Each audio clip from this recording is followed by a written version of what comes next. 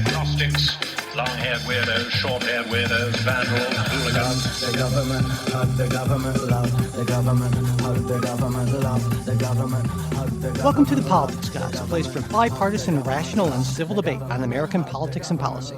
I'm Michael Baranowski, a professor of political science at Northern Kentucky University. I'm joined today by Chase Law Professor Ken Katkin. Hey, Ken. Oh, hey, Michael, how are you? I'm doing okay. And, normally, of course, Ken would be doing the show with Trey, but as regular listeners know, Trey has been, doing battle, I guess, both with kind of a significant flare in his autoimmune condition as well as with his insurance company. And, he's been through a lot since he was diagnosed. And, I guess it's been around 2 years now. The last few months, though, have been really challenging for Trey. And so just as a reminder, any new listener donations we get in the month of December, they're going to be going to Trey to support him during it's a pretty tough time. And also in recognition of all he's done over the last couple of years battling this under some really, really tough conditions, and you never know it by listening to the repartee between Trey and Ken on the show. I can only do my best to try to recreate even a part of that, Ken, but I will do my level best. So, and we do it. We have a lot going on. Some of it's going to bleed over into our midweek bonus show. We're going to be talking about Kristen Sinema leaving the Democratic Party, the Warnock beating Walker in Georgia. It's a pretty bad week for Donald Trump on a number of fronts. The Democratic National Committee changing the primary system and a whole bunch more stuff. We'll get to whatever we can, and we will start off at that in just 1 second. Okay, Ken, so I thought we'd start with the fact that WNBA player Brittany Griner is now back in the United States following the successful conclusion of a prisoner swap in which the U.S. returned convicted arms dealer Victor Bout to Russia. Now, Griner had been in Russian custody for 10 months, while Bout had served 10 years out of a 25-year sentence for arms trafficking. And there was some hope that these negotiations might include Paul Whelan, who has been in Russian custody since 2018, and he was convicted of espionage charges, as well as Mark Fogel, a history teacher who's been detained since August of 2021 for charges that are pretty similar to Griner's. He had a small amount of marijuana in his possession for chronic back pain following spinal surgery. And in June of this year, Fogel was sentenced to 14 years in a Russian labor camp. So, Ken, what do you think about the prisoner swaps in general and this one in particular? It's not something I've given a ton of thought to. So you'll be getting my kind of extemporaneous thoughts, which I could certainly be persuaded to change because I don't have firm opinions on this. But and in fact, I'm even going to admit my views on this are probably shaped by my general trust in the present administration. Like, I think I would have been more critical if it had been a different administration. So I just want to admit my kind of, partisan bias there. But I feel like just not being someone with expertise in this area, it does seem to me like the Biden administration showed what I believe is its usual good judgment in kind of thinking about the costs and benefits here. And obviously there are both, right? It's good that a U.S. citizen who I think was, very harshly and unjustly detained in Russia for largely political reasons was brought home. Of course, we paid a pretty high price for it. And I think from a lot of people's perspectives, Russia got the better end of the bargain in a certain sense. And so the question would be, is it good for us to make a bargain like that? Even if, one could say they got the better of it, was it still enough of a win-win that we should do it? And it seems to me like, yes. I know it symbolically looks bad to let this guy out who's a very serious arms dealer who possibly could play a role in helping Putin commit further abuses. But really, he's already served 10 years in prison here. There's other people like him who could play that role in Russia. It seems hard for me to believe that his personal presence there is going to have any really significant impact on what Putin is able to do or not do. And of course, it's accompanied by stepping up our support for Ukraine as best we can in the present military engagements and in geopolitical diplomacy. So I think generally good. What do you think, Michael? Well, I guess there are two ways I look at this. I agree with you on about, I think especially given the fact that he's been out of the arms dealing game for a decade, a little bit more actually than that. I mean, connections and networks and things change. And so I think his utility to Putin is going to be limited, I guess. And as you point out, other people are providing those sort of services. Certainly they filled that void. So on that end, I mean, yeah, Russia got a better deal. I guess I don't blame. I'm happy Brittany Griner is back. I think it was a huge injustice, and that's a great thing. But I guess when I think about maybe not so much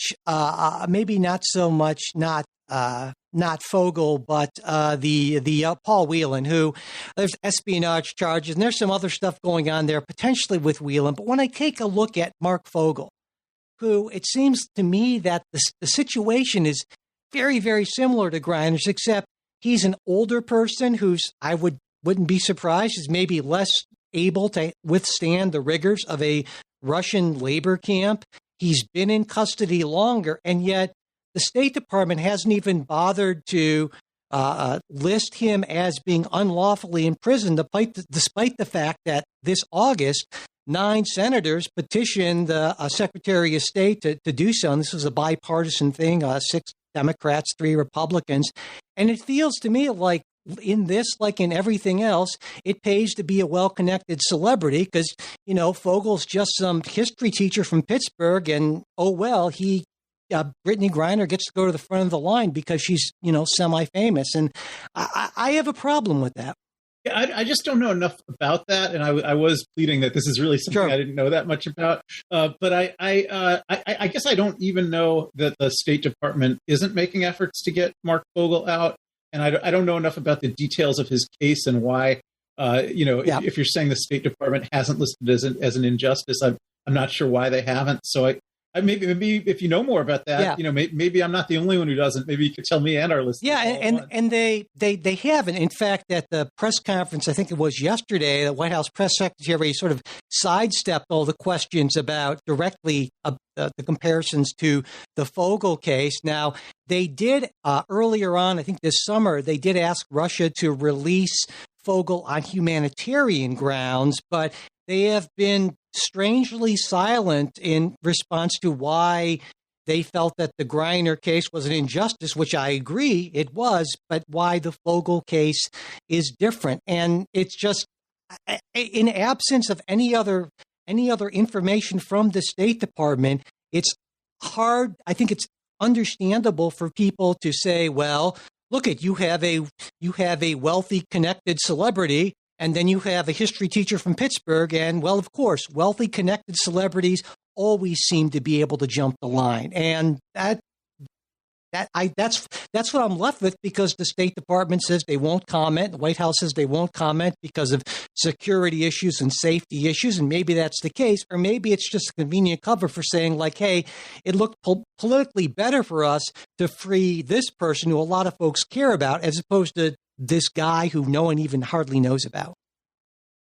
Yeah, I understand that issue now. I mean, I guess, we again, I don't know that anybody knows that the State Department isn't working to get this guy Fogel out. They're not commenting about it. And I think there's a lot of people who, anytime Biden does anything, there's people that want to find a way to, criticize him for that. And so, this seems like maybe the wedge into criticizing this deal. But I still think that the swap for Brittany Griner, it's better that he did it than that he not do it, right? I mean, if we have a binary choice here, he can swap out for this one celebrity, or he could not swap out for this one celebrity.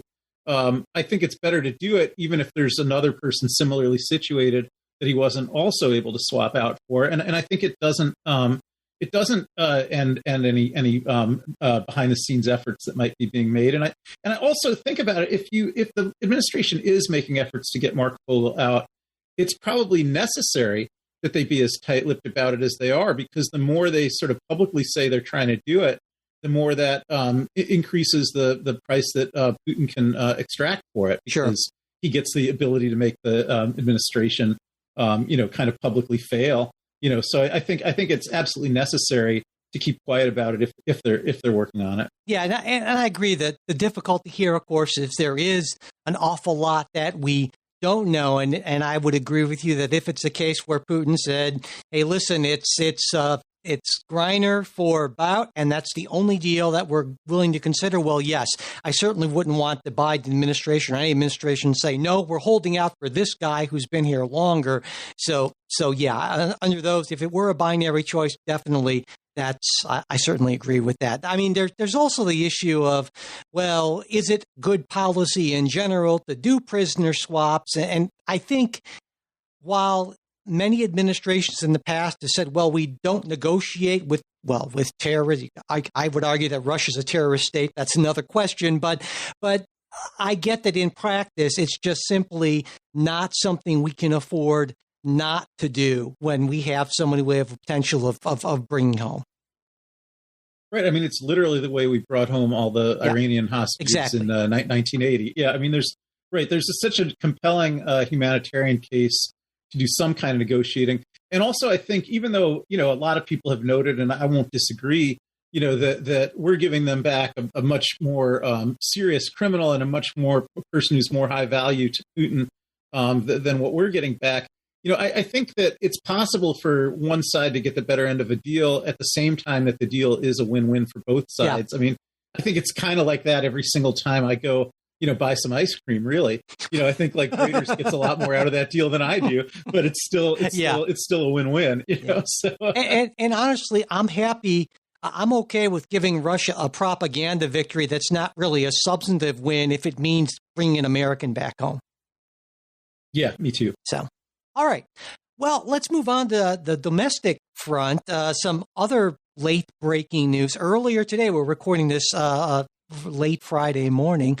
Earlier today, Arizona Senator Kristen Sinema announced she was leaving the Democratic Party and becoming an independent. And in an op-ed that appeared in the Arizona Republic, Sinema wrote that she had promised Arizona voters that she'd be independent when she was elected into the Senate in 2018. That she's worked with both parties and that she has, in her words, joined a growing number of Arizonans who reject party politics by declaring my independence from the broken partisan system in Washington. Now, Sinema said that she'll keep her Democratic Party committee positions and she won't caucus with the GOP. So my take is that this is unlikely to have any significant, at least short-term, policy ramifications, although the media is calling it an earthquake and other headline clickbaity kind of things like that. I don't know. Ken, what do you think? Yeah, I agree 100%. The implications are all only about the 2024 elections. But in the immediate run, what it actually does is continue a kind of peculiar aspect of the status quo that ever since the 2020 elections, there have been more Republican senators than Democratic senators in the Senate. But yet the Democrats have had the majority. And, because Sanders and King are independent already. Right. So we were talking about the last Senate. Most people called it a 50-50 Senate, but it was actually a 50-48 Senate with two independents. And now, it looked like maybe the Dems were going to tie that up at 49-49, but get the advantage because the two independents would caucus with them. I think now you could say, well, the Republicans actually have 49-48. But yet the Dems still have the majority because they have the three independents. So I feel like there's literally no impact in present functioning of the Senate. Nobody even thinks about Sanders or King as anything other than Democrats in terms of the functioning of the Senate. And they are independents. And I think that's just the category that Sinema has moved herself into. Yeah. I agree. And I think, though, it's maybe smart politically for Sinema. She's, looking ahead to a primary challenge in 2024. And I can see where she'd say, well, I don't see how I win in a Democratic primary. And so I can't win in a Republican primary. And if she wants to get reelected, maybe she thinks her best chance is to run as an independent, hope that the Democrats and Republicans split enough of the vote so she comes out on top. And it's better to do that now than right before the 2024 primary season. I think it seems less kind of craven and calculated and that sort of thing, and kind of gives voters a little more time to sort of adjust to that reality. So politically, I think it might be the smartest move for Sinema if she actually wants to keep her seat. Yeah, I mean, I actually, I think she may be thinking that way, but I would put that down to her insane narcissism and magical thinking. I think there's no chance that she can get reelected in 2024 under any circumstances. And, she may have already seen that she can't get renominated as a Democrat and that she can't get nominated as a Republican, as you just said. And I think she may believe, therefore, that her path to keeping the seat is as an independent. I don't believe that's a path to keeping the seat either. I don't think she'll have a lot of juice for that run. I think it's the problem she has in Arizona is that there's a lot of Republicans in Arizona who really do want to run, and they're not going to clear a path for her and let her run as an independent and only put in a token, Republican candidate. There's going to be a real Republican candidate who's really running, and so she's not going to get enough Republican votes or Democratic votes to be viable. Her Senate career is over. But I think the two things she gets out of this, one is that she can keep this magical thinking alive that she will run in 24. But the other is that she is such an extreme narcissist that I think the main benefit she gets out of it is she's kind of being talked about today, which she wouldn't otherwise. And she's in fact being talked about as playing some kind of king-making role, which she wouldn't be otherwise. And I think it's just her unbelievable narcissism that's the primary driver of all this. She is a fascinating character. I mean, here's someone who's right. She's raised a Mormon. Then she leaves the church, starts to identify as bisexual, and earlier on in his career, she calls herself a Prada socialist. And now she's just all over the map. And I think that maybe more than the usual amount of narcissism, even for a United States senator, which is saying quite a lot.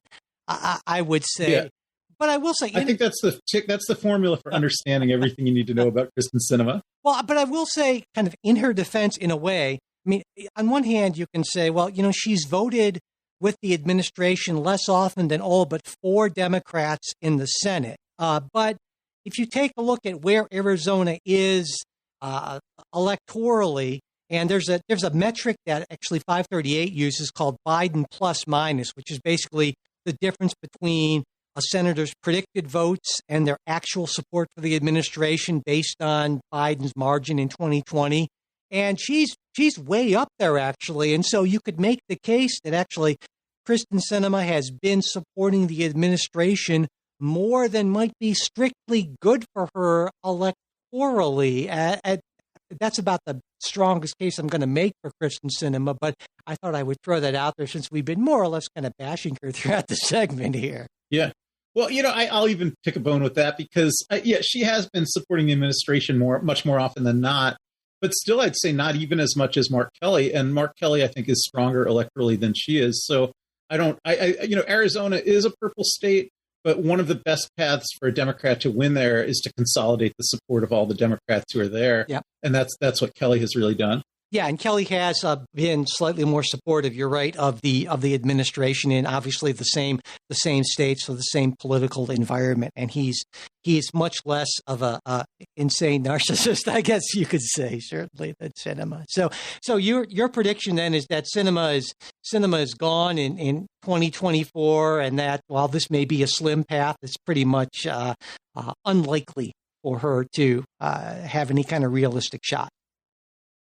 Yeah, that's my prediction. I've actually made that prediction on the Politics Guys before, even before she announced that she was going to go independent. I think she has no path to reelection. Yeah, and I think she's also suggested, or there have been suggestions, people have asked her about, of all things, she'll like this, the presidency, right? And she said she has no plans or anything like that. But now if you take insane narcissism to the next level, you could see where someone in her position would say, well, maybe in 2028, I might have a shot as kind of the great independent hope, that sort of thing. Or would that be too out there even for Kristen Sinema? I don't know. Maybe we'll find out. She might believe it in the same kind of way that I think Liz Cheney believes that she could end up being a Republican presidential nominee. But I think I think Liz Cheney's thinking is more realistic than Kristen Sinema's because I don't think Trumpism will completely blow over, but if Trumpism completely blows over, then Liz Cheney will have a shot to be the Republican nominee. But I don't see what possible change like that you could say if this would happen, then Kristen Sinema would have a shot. Yeah. Yeah, I think you're right. I'm inclined to believe that her career as a senator is probably nearing its end. We'll see. All right. Let's see here. Well, let's stick with the Senate, Ken, and talk a little bit about how Senate Democrats this week, where they got a little bit of breathing room on Tuesday. Incumbent Raphael Warnock beats Republican challenger Herschel Walker 51.4 to 48.6%. And by the way, if you're keeping track at home, Warnock's win means that every single Senate incumbent running for re-election won. And this is, as far as I can tell, the first time this has happened since voters have begun directly electing senators. So kind of a big first. And it's also, of course, the last in a series of pretty high-profile Trump endorsees who've lost races that I think you could argue would have been far more winnable for less, I'll call them, polarizing nominees. So, Ken, how much do you think Warnock's win matters in a real sense? Well, I would think about both. We were just talking about Kelly as well. I would think about both Warnock and Kelly as illustrative of the extreme importance of candidate quality. I think both Georgia and Arizona were close enough and are close enough. I would not call them Democratic states, but yet Democrats won in both of those states. And I think in both cases, it really was the disparity in candidate quality. And Warnock just did a terrific job, and I think that's why he was able to win in what I would say still looks like a Republican state. I mean, Kemp won the governor's race with running away with it. It wasn't even close, and yet Warnock has now won 4 times if you in just a few years, if you count that he was first past the post in both the November elections as well as winning both the runoff elections. So to me, the big message there is candidate quality matters. Yeah, I definitely agree with that. And Mitch McConnell has been saying that for quite a while, and to the derision of Donald Trump initially. But, I can certainly envision a scenario in which the Republicans ended up with, 54 seats in the Senate in January of 2023, looking forward to potentially a filibuster-proof majority in 2025, and none of that's going to happen thanks to largely Donald Trump. So thank you, Donald Trump. But also thanks to the Republican electorate, because the low quality of the candidates they got actually does reflect the voters that vote for those low quality of candidates in their primaries. It wasn't like it was just stolen, from the real Republican primary voters. I mean, these were reflective of the real Republican primary voters. Right. And in a real sense, and I think this is something you pointed out a little while back on the show, it matters for one thing, because the fifth, Sinema will probably end up caucusing with the Democrats. So that 51 to 49 effective margin means that Democrats have a majority on every committee, which means that they have subpoena power. And that could be potentially a big deal, as well as that means they also get a larger share of the budget. So that's a smaller thing, but still not entirely insignificant. And that's something that you think that subpoena power might potentially come into play in the 118th Congress, right? Absolutely. I mean, I think the two biggest practical impacts of having 51 versus 50, the main one is the subpoena power, which was very difficult for committees to wield when they were evenly divided. There were very complex procedures for getting to do that, and there was a lot of opportunities for the Republicans to derail it. The other one is appointments that similarly, although if a committee split on recommending a nominee for a floor vote, there were mechanisms to dislodge the matter from the committee and bring it to the floor, but those were slow and cumbersome methods. But I think now there will be a much more streamlined process, because the committees are all going to have one more Democrat than Republican. That President Biden's nominees, both for judicial positions and for executive positions, are going to sail right to the floor, and they're not filibusterable on the floor.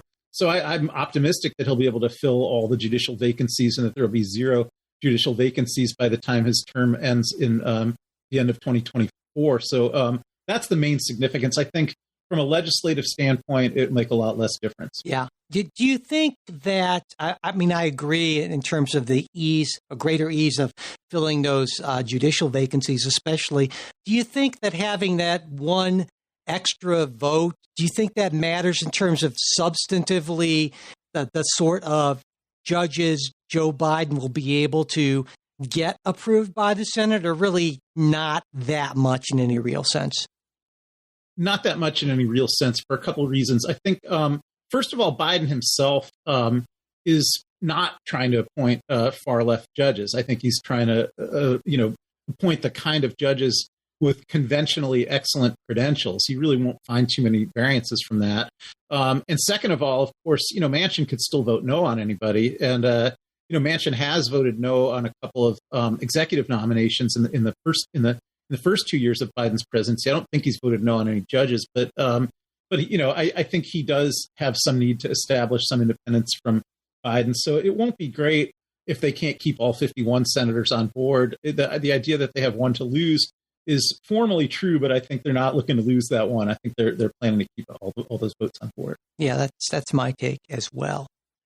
All right, well, before we get into Donald Trump's very bad week, or fairly bad week, I guess, in a little bit more detail, we will just take a quick break and then be right back.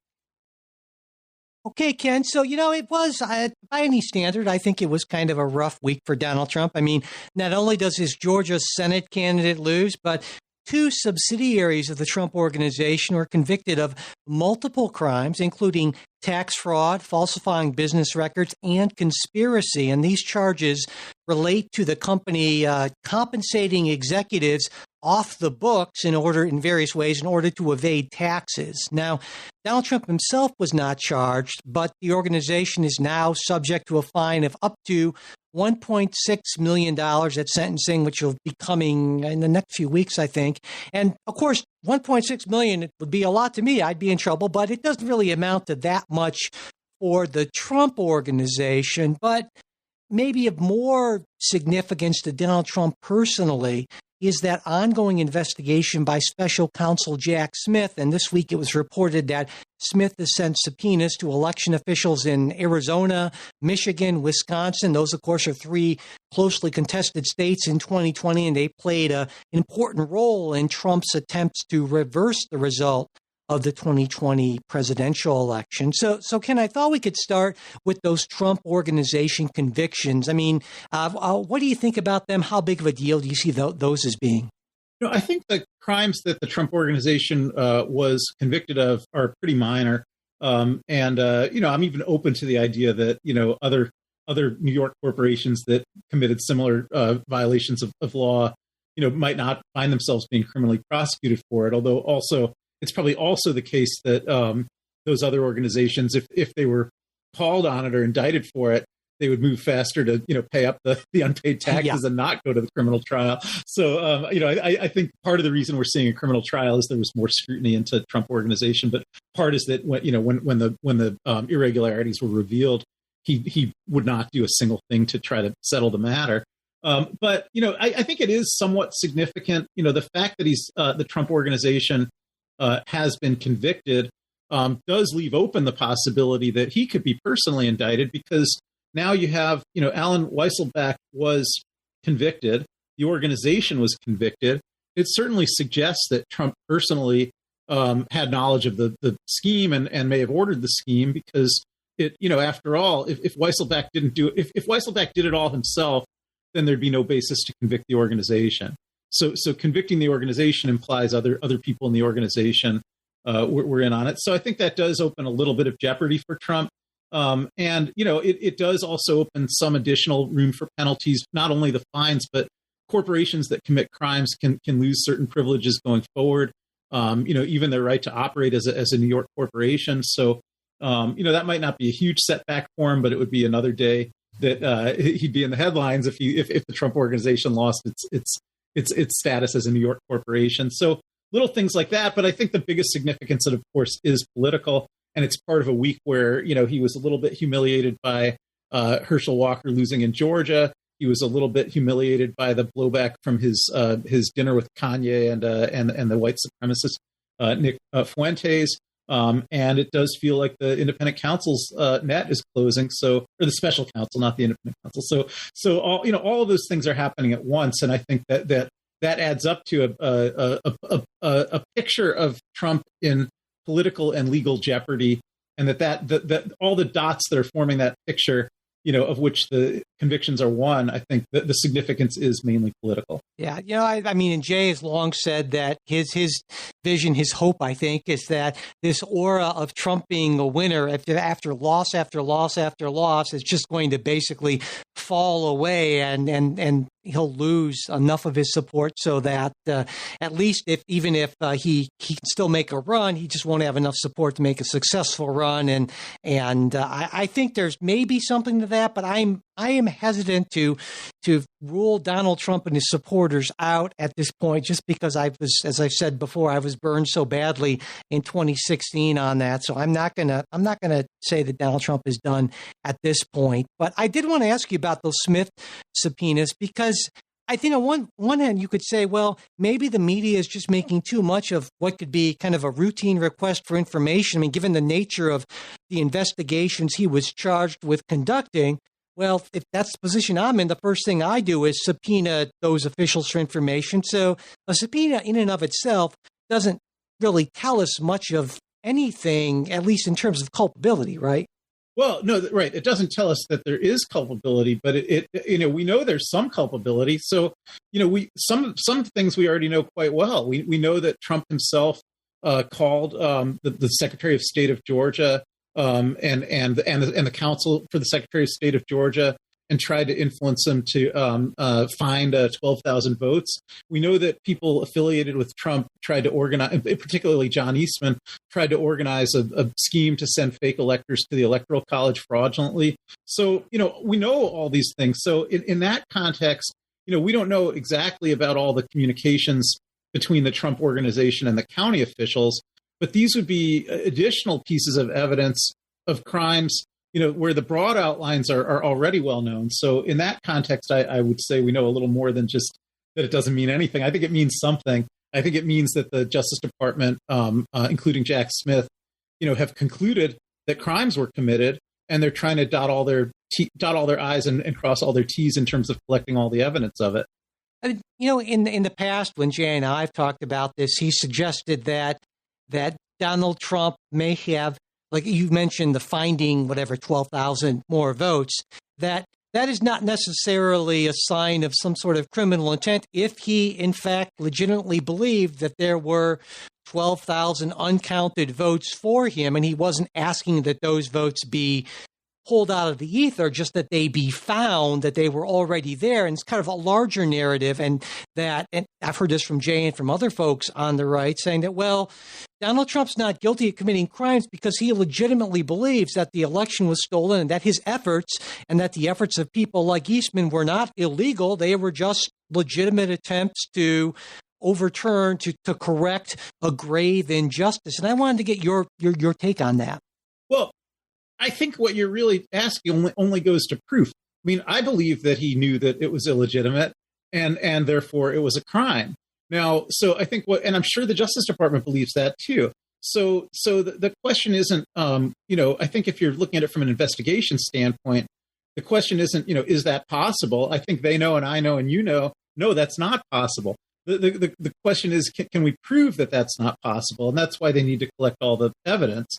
But certainly we heard enough during the public January 6th hearings from a lot of people that were working on Trump's election team that they kept telling him again and again and again that the very allegations of fraud that he was raising were bogus. There was no evidence for it. Bill Barr told him that. His Pat Cipollone told him that. Everybody who worked for him, who was part of his administration, who looked into the fraud claims, told him they weren't true. And also the Georgia Secretary of State and the counsel for the Georgia Secretary of State and the Georgia governor, all gave him very specific responses to his specific allegations of fraud in Georgia. They told him it wasn't true. He had no basis for believing it was true. Nobody credible told him that it was true. He just wanted to believe it was true, and that isn't a defense. So I think everybody who's being realistic about this knows that the question isn't whether he believed that bullshit or not. The question is, can it be proved that he didn't believe it, and that's why they're chasing after the proof now. Gotcha. So that helps to clarify things. So at some point, you're saying that simply just stating that I refuse to believe anything that was told to me except what I wanted to believe. That is not unless you're bringing in some kind of weird diminished capacity or some kind of defense. That just is not a legitimate legal defense, basically. Right. I mean, to say I tried to steal the outcome of an election because I simply refuse to believe that I lost. Yeah. That would not be a basis for trying to steal the outcome of an election. Gotcha. Okay. So in terms of, I was thinking about potential charges, right? And it seems to me it ranges all the way from seditious conspiracy, insurrection, witness tampering, obstruction of official proceedings. I think even, I didn't realize this was a potential charge, conspiracy to defraud the United States, because apparently from a precedence like around a century old, I guess Chief Justice Taft has said that, the court said that, it's not just financially defrauding, but if you try to interfere with some kind of lawful governmental function through, I like this phrase, deceit, craft, or trickery, and that's not okay as well. It is a violation of that. So, I mean, is there anything on that laundry list that you think I'm missing, or things that are more or less likely, would you say, based on what we know now? I have to confess again, I should have looked into this better before today's show. But, when these issues came up back during the election a year and a half ago, I made a list of all the relevant statutes, but I don't have it all in my head, and I don't have it in front of me right now. But I think you covered the ground for sure. That that there's, trying to interfere with official proceedings, particularly with election counts, is a serious federal crime. And I think all these other ones that you mentioned are also potential things he could be charged with. There are a number of statutes that Trump's conduct, I will say, did violate. Probably a more prudent way would be say, appears to have violated. Sure. And I don't think that there will be problems finding counts that he can be charged with. Once there's enough evidence to show that he tried through various schemes, ranging from submitting false electors to pressuring state officials to sending mobs to attack the Capitol and interfere with the vote count. That he tried to steal an election that he had lost. Do you think so? I assume you believe that there will be probably multiple indictments. Is that right? Yeah, I don't see any other reason that Garland would have appointed Jack Smith. I don't think he needed to appoint Jack Smith, but I don't think it hurts either. But I think if Garland didn't believe that there's going to be an indictment, then what's the point of appointing Jack Smith? He doesn't need a special counsel to not indict somebody. Do you think, my view is that not only would he not have appointed a special counsel if he didn't think there would be indictments, but also that there would be significant indictments? Because honestly, I feel like if the only indictment ends up being about the documents thing, that to me, that might be technically a legal victory, but it seems like not necessarily the kind of political result I think a lot of people would want and would actually potentially backfire. Well, what do you think? Yeah, I think Garland does hope to bring charges related to January 6th. He hasn't brought them yet, which must mean that he doesn't think they have all the evidence yet, and the investigation is continuing. And I think even as late as Wednesday, Michigan Secretary of State Jocelyn Benson confirmed that her office, so this is not just a county level, this is State Secretary of State, received a subpoena from Jack Smith about communications with the Trump campaign during the 2020 election. So the investigation and the evidence gathering is continuing, but I think that Garland's hope is to get enough evidence to legitimately support the maximum charges that can be brought. And to do it soon enough so that it doesn't get embroiled in the 2024 campaign. Yeah, I think all of calendar year 2023 will be fair game for that. Yeah. I know Trump thought that, if he announces now that he's a candidate, that's somehow going to mean that nobody can indict him in 2023. But I don't think Garland cares about that at all. I think probably we're talking about after the new year into 24 that would start to become an issue. Yeah. And so do you see a reasonable possibility that Donald Trump is not just indicted, but convicted? Is that it's hard for me to, I don't know, he's been such a slippery character for so long, but what do you think? Yeah, I think if he's indicted, he'll be convicted because I think Garland is pretty prudent. And I think he wouldn't bring the indictment if he thought there was much of a chance there wouldn't be a conviction. I think it's much more likely that we won't see an indictment than that we will see an indictment, but then see an acquittal. And think about this: the Trump Organization case in New York, which was, I would say, less of a big deal by far than any of the election-related cases. They got conviction on all 17 counts from a New York jury.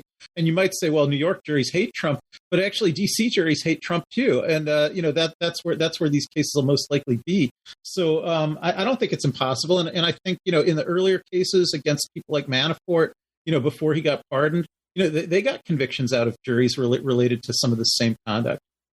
So yeah, we could potentially be seeing, I don't know if a Donald Trump convicted and behind bars or anything like that. It's a scenario I have trouble envisioning, but I know it's a scenario that a lot on the left are kind of eagerly looking for. But I will believe it. I will believe it when I see it. I still think that what's going to happen is that if at best there will be a conviction on the documents charges, but I would be surprised if there's actually a conviction on anything related to January 6th. And so I think in the end, this ends up helping Donald Trump politically, but maybe that's just because I am just become so pessimistic about the state of American politics. I don't know. But all right.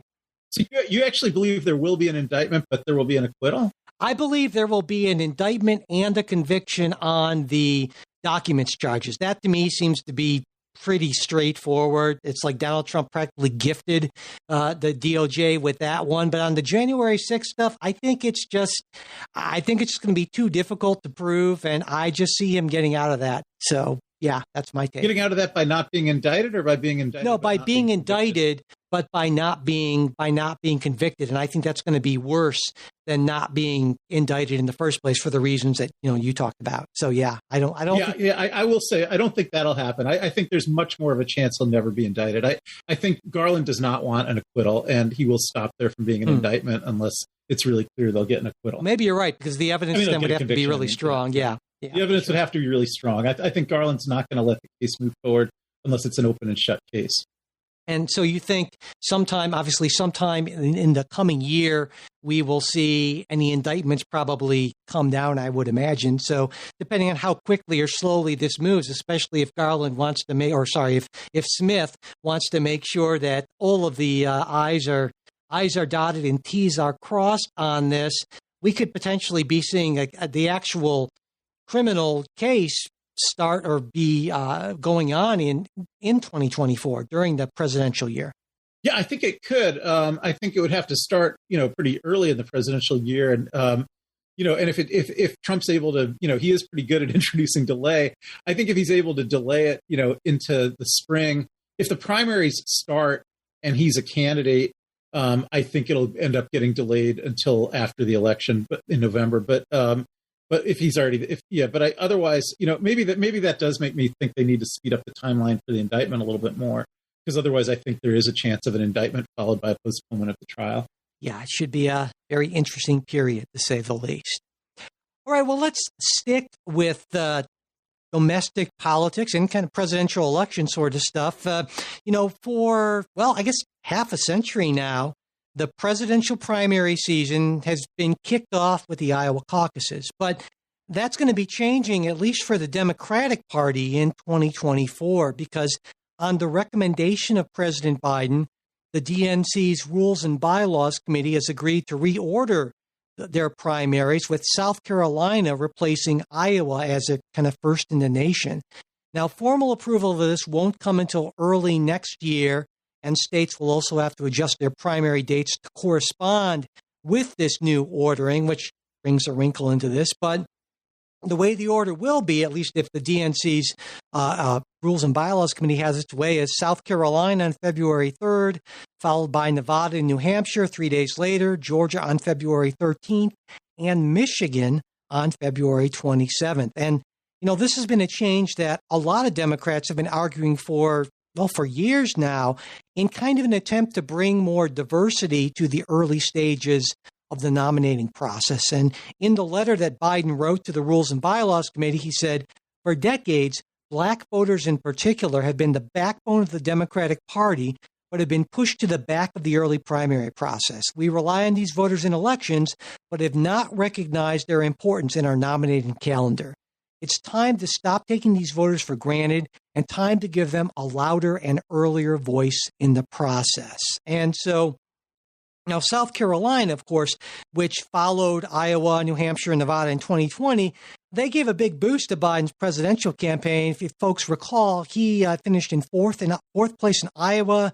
I believe it was fifth in New Hampshire, but he won pretty convincingly in South Carolina and then kind of took off from there. And now the problem is, of course, we don't know how this is going to shake out at the state level because each state sets its own date for primary elections, and New Hampshire and Iowa have state laws requiring that they start the process. And then there's the complication that, well, the RNC voted to continue its current order, Iowa, New Hampshire, South Carolina, Nevada, which is the same as 2020. And so, in theory, state parties in states that don't change their primary dates can run their own nominating contests, but it's hard to see that happening in practice because they wouldn't get state funding, the logistical support to run those elections, and I don't really see that as happening. So this is still a little unclear as to how this is all going to work out, but just in general, Ken, what do you think about the change to the calendar that Democrats seem to want to go forward with? I think the principle of making the change is correct. I'm not sure I agree with their execution of it. So it seems to me that there's no good reason for Iowa to go first in a Democratic nominating process. It as has been pointed out, not only is it a non-representative state in terms of who the voters there are, it's a very white state, and the Democratic Party now is has very large minority presence. But also, it's a state that's going to go Republican. It's not, once upon a time it was a real purple state, but it's not anymore. So you've got kind of a small non-representative group of mostly older white Democratic voters who may not be reflective of the Democratic electorate nationwide. Generally lately picking candidates who don't wind up being the nominee. So I think that's got to go. On the other hand, I don't think South Carolina is the right pick. I think it's being picked primarily because it was the state that saved President Biden. And so he feels a debt to it, and that Clyburn has a lot of influence and he wanted it. But I think North Carolina or Georgia would be much more sensible than South Carolina, because I think that it's you actually want to do this in a purple state. Like you want to let the Democrats in a state that could determine the election pick which candidate they want to be the Democratic nominee. And South Carolina is not such a state, and its neighbor to the north and to the south both are. Yeah, I mean, Georgia does go only 10 days later, right? So I think maybe you can make the argument that, well, it's, certainly not first, but they're pretty far up the calendar, and so they'll still be able to exercise more influence than they would have otherwise. But that, you say, that's maybe not enough? No, I think that's okay. So maybe if Georgia is going to go 10 days later on Super Tuesday, that's fine. But why not North Carolina? Why not Virginia? I think there's states that provide the same demographic diversity that South Carolina provides, but that actually we would really want to have a bigger role in the nominating process, because we want candidates that can win in those states in November. States where it's possible but not a sure thing that a Democrat could win in November. I'd like to see those states playing the biggest role in the process. Yeah, I definitely agree with that. And one argument that, folks from Iowa and New Hampshire have been making forever is that the reason they should go first, even though they certainly can't argue that they're representative of, America as a whole, is that this gives the chance to kind of see that retail politics, one-to-one sort of thing. And this is why small states should go first, because they can really get the measure of the person, right? And that has some sort of special meaning and ties to our past and all this stuff. What do you think about those arguments? I don't disagree with them. I just think they may not be as important as other arguments anymore. I mean, I actually think it's a correct argument to say it's better to start in a smaller state because money will have less of an influence there. That it's whoever coming in with a big monetary advantage can give a big advantage in a big state because you need to rely on advertising to get the word out. whereas in a smaller state, it's possible to just get out and meet voters. So I agree with that. And I even agree in New Hampshire's case that it's a purple enough state that it probably should have an early role in the process. It's one of those states that the Dems ideally, would like to win and are not guaranteed to win, although they have been winning it. But I just think that as correct as I think those arguments are, I think they're outweighed by the idea that we need to win certain swing states, and therefore we need to tailor the candidates to those swing states. We need the candidates that will do well in those swing states, because ultimately winning the election is the most important thing. And, some folks would say, well, if it ain't broke, don't fix it. And sure, Joe Biden struggled in those first two states, but hey, it worked out in the end, right? South Carolina did, in fact, save him, and he was elected. So why do all this and upset so many people? I mean, is this more trouble than what it's worth? And I think there's something to that argument. Yeah, I mean, I'm actually usually a believer in if it ain't broke, don't fix it. And I'm not going to say it's hugely broke right now, but I would just say I think there's actually, more compelling reasons to switch than to stay. I wouldn't say the current system is broken, but I would say it seems to me that the current system would be improved if it focused more on bringing the swing states in early. Now, I know South Carolina doesn't completely do that, but I think the benefits of that would be far enough in excess of the detriments that I don't think that the current system has to be completely broken in order to think it could be improved. Yeah, and of course, there's an important difference between just in general how Democrats and the Republicans conduct their system of primaries, because even though traditionally they're held on the same day in each state, Democrats award their presidential delegates broadly proportionately to vote totals, whereas Republicans have much more of a winner-take-all sort of system. And there are kind of pros and cons for that. The Republicans definitely wanted a system that could kind of give them a front runner very quickly to have that momentum, and some would argue that it kind of backfired on them in 2016. But what do you think about those differences between, I mean, do you think that the way the Democrats do it is a better way, not necessarily fairer or more democratic, that's one thing, but actually results in the sort of candidate that has a better chance of winning in the general election? It seems to me that it does. I mean, I think that Biden, I believe, was the most electable candidate in 2020, and he wasn't even my candidate in the primaries. But I think the system gave a good result. I think in Obama's case, it's obvious what a good result the system gave. And maybe Hillary Clinton, maybe you could say, well, she didn't win and she came through that system, but actually she did win. I mean, she got 3 million more votes than Trump. And I don't know who could have been more electable than her in that year. So I think the system's been working fine in terms of how the Dems allocate the electoral votes. And I would think plus as an advantage, I believe it's kind of more representative and more democratic in a real sense. And so there's that going for it too, which is nice, I think. So, all right. Well, before we go, I always enjoy doing recommendations, Ken, because you're always reading or listening to or watching something that I invariably put on my list. That's sometimes true with Jay, but Jay is sometimes a little more highbrow for me, and I can't quite get into some of the stuff he asked. But you always have, I think, more approachable picks as far as I'm concerned. So what do you have for us this week, or for me at least? Oh. Sure. I think with Trey, I usually do this in the bonus show, don't we? But I'll do it in the regular show. Now, this is actually something I invited you to join me at, Michael, and you declined, but I'll reopen it. So, you know how much I love Neil Young. And Neil Young has been, over the course of his whole entire career, he would film quite a lot. And, under the theory that someday he would do something with that film.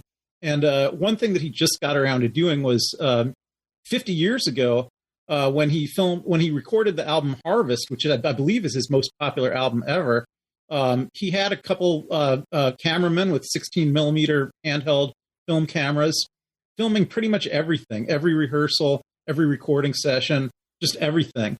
And that album was recorded on his ranch in California, and also in a Nashville studio and in a New York City studio, and in London with the London Symphony Orchestra for part of it. And all of that stuff was filmed, and then he just sat on the footage for 50 years. And now to celebrate the 50th anniversary of Neil Young's great album Harvest, he just released this movie called Harvest Time, where he edited together all that footage. And I went to see it the other day, and it was so fantastic. There's so many revelations in it. You know, if you're a Neil Young fan, you know, I can't even think of anything more exciting than watching the moment where Neil Young is lying on his back with a banjo, composing the song that became Old Man. Oh wow! And you get to see a lot of stuff like that in the Harvest Time movie. That sounds really. And Neil Young is a fascinating guy, right? Then there was the thing I think earlier, was it this year, where he asked Spotify to remove his music because of a Joe Rogan thing or something, and he just strikes me as being such a iconoclastic, idiosyncratic kind of guy, as in addition to being clearly a great musician, you know. So I think he's just an interesting character.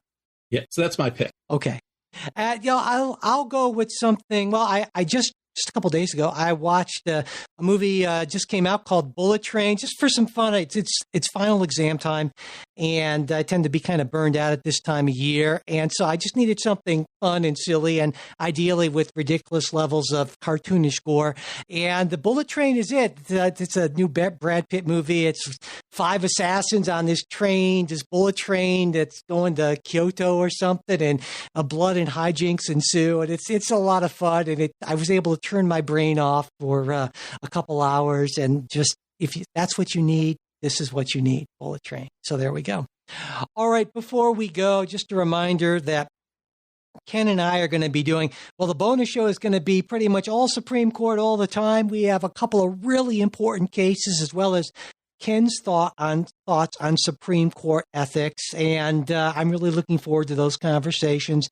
If you are not a supporter and you would like to hear those conversations, well, you can become a supporter. Just go to patreon.com/politicsguys and sign up, or you can support us on Venmo or @politicsguys, or through PayPal. And you can find the support links in the show notes, as well as at politicsguys.com/support. And just a reminder again, any support that we get during the month of December is going right to Trey for the reasons I talked about at the top of the show. And if you would like to get that midweek show, but you are not in a financial position to support the show, totally not a problem. We understand. Just send me an email, mike@politicsguys.com, and I will get you all set up with that. And whether you're a supporter or not, it really does help if you spread the word. So subscribing, rating, and reviewing us on your podcast app, sharing episodes on social media, greatly appreciated. And if you've got a question, comment, I don't know, weird manifesto or whatever statement you want to issue,